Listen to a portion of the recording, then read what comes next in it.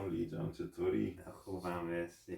I'd like to start by asking you about improvisation and the language of improvisation. I have a quote from Gunther Schuller, the well-known jazz scholar, and he says, although jazz is often notated, its quintessential means of expression is improvisation. It's just from his book Musings. Talks about the African heritage of jazz, not only in terms of rhythm and melody, but also in terms of timbre. And I think that's what I wanted to start by asking you about, the more expressive aspects of improvisation. I was always told at college to weed out the guitarisms and focus on just the notation of jazz vocabulary, and I always rejected that. I always wanted to kind of incorporate the influences that I had from blues guitar, rock guitar, and it's something I've carried with me. And I'm glad that I did, because I think it's helped me sort of develop an improvisation language of my own. So what does the idea of musical language mean to you when you're improvising, particularly on the more expressive side? Yeah, sure. So first I should start with the base of the improvisation, what we improvise based on. So we have this repertoire is called Radif. That's a collection of about 250 pieces of Persian classical traditional music, and we call them gushe, each piece, and that's almost equivalent to jazz standard. So we use these gushe and we improvise based on them. They are in different scales. We call the scales dastgah. Okay, so we have 7 dastgah, like 7 different scales. So that's the base, the fundamental of it. So when I want to improvise, the first thing that determines which path I will take is my emotions, what I am feeling and what I want to express. That determines that what scale I want to pick. Like if I'm feeling sad, the scale that I will pick will be something closer to like minor scale. And the gushe, or that standard that I will choose, is something that has got those melodies in it that help me express my emotion, sad emotion. So that's the first thing that determines how I'm gonna improvise. The second stage is that I decide what after deciding that the dastgah and gushe, I decided style, what style I want to do. We've got at least three different styles of improvisation in Iran. One school is the school of Tehran, the other one is the school of Isfahan, the other one is the school of Tabriz. The difference between them is the techniques that they use. So the school of Isfahan is more relaxed type of improvisation. Lots of pitch bends using wire playing. Yeah, of course. School of Tehran and Tabriz is much faster. A lot of ornamentation and fast techniques like And the third stage is that how I'm gonna do the improvisation. These are the tools that I have in my toolbox. But how I'm gonna create it is using words in my mind, expanding the rhythm, putting new melody on the words, and that's how it will be performed. What are some common instrument-specific techniques that you use? So I sort of referred to microtonal bends being something that we were talking earlier about. I use them in like when I play a blues lick or something. What are some techniques that you use for improvising? The main technique that we use, because this Radif, the repertoire of Persian music, it has come from the repertoire of vocal singers in Persian traditional classical music. And because we got the Radif from them, and then we played them on instruments, we try to copy and imitate the techniques of a singer on the instrument. So the main technique that they use is called tahrir. Tahrir is a technique that they use using their throat. It's different from throat singing. For example,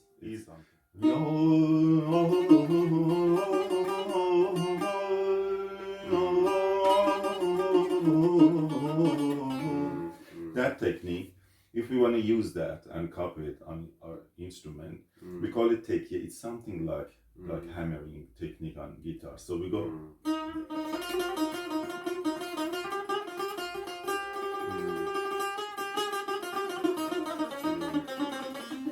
That's the main technique that we use, and Sure. we've got a lot of other techniques.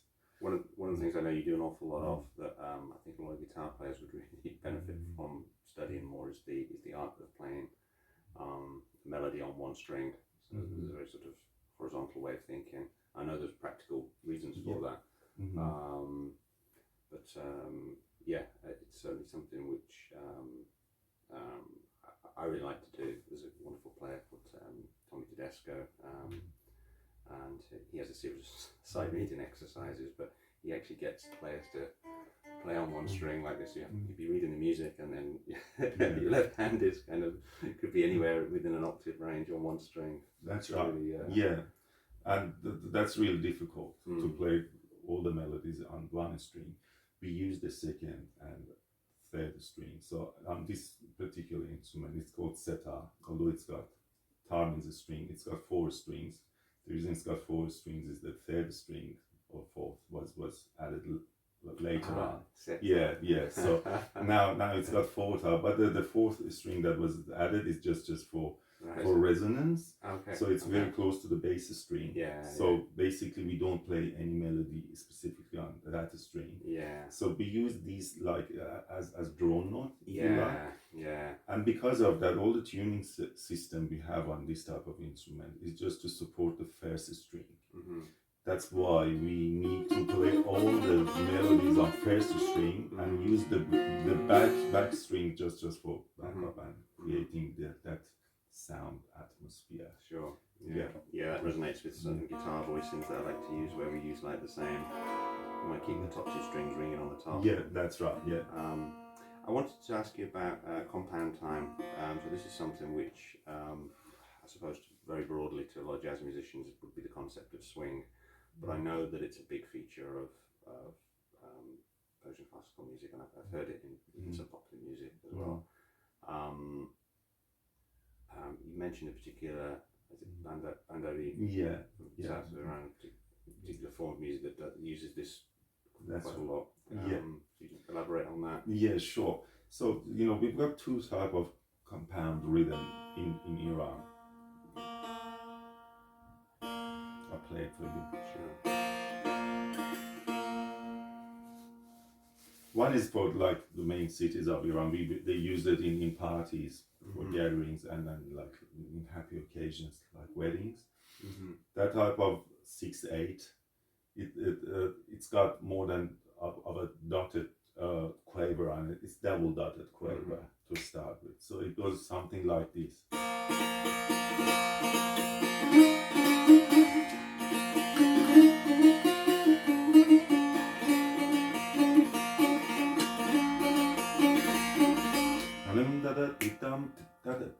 So that's a bit different from the 6/8 that we usually have in Western music. The other one is from south of Iran. That people believe that this type of rhythm has come from south of Africa to Iran, and the rhythm can remind people of African music.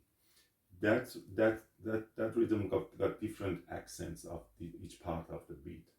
It's better to just play it for you to listen and see what I mean.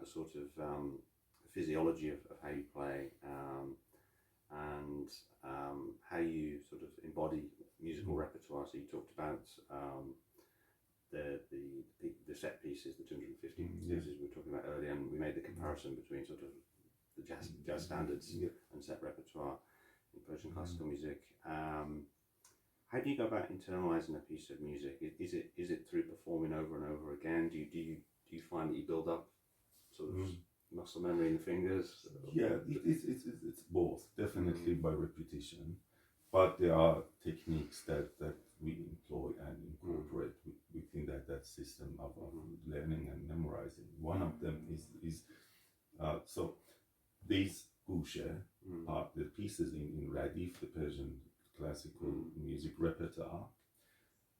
They have different characteristics. So one of them might have a very significant rhythm pattern in it. For example, we have this gushe called kereshme. It goes like this.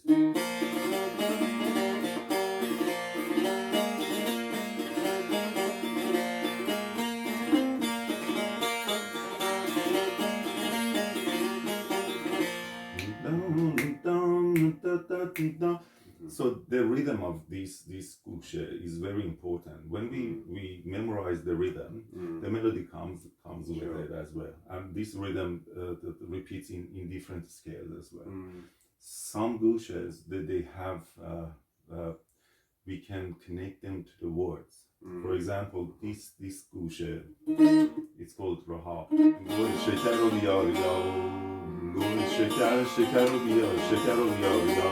So we used words to learn and memorize this. So there are different ways, besides just repetition and muscle memory, that we've got other techniques as well. Well, thank you very much for your time. Thank you. That was my pleasure. I enjoyed it. Let's do it more. It's been a pleasure. See you soon. Right. Thank you.